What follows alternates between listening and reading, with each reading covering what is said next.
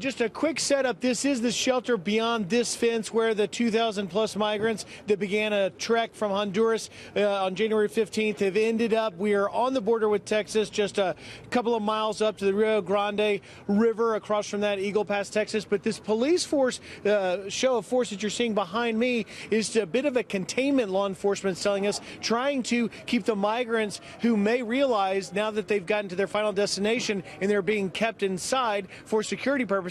Law enforcement says their own, along with the communities, and the mayor here says it's to also keep them from going freely across the Rio Grande because it is a very porous river without a lot of wall or fencing along that area, and they're concerned about that. Another factor, Bill, that plays into what we're seeing in terms of security is that the governor of this Mexican state, Coahuila, his name is Miguel Riquelme, he told me in an interview last night in Spanish that his intention is to go through the 2,000 migrants that you see inside this fence on the other side here, is to see those that did not register for the year-long temporary asylum but have come here illegally into Mexico will be taken into custody and deported possibly as soon as today. He said immediately. Listen to this soundbite, please.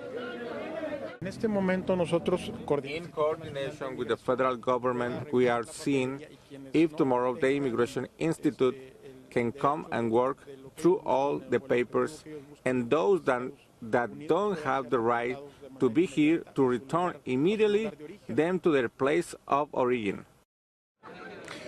So the folks you're seeing here really just waking up in the last hour, getting fed because the community giving them shelter, food, and necessities like health care, but many of them learning that they could be possibly on the short list for deportation. The police force out here keeping security. Tensions are rising a little bit here, Bill.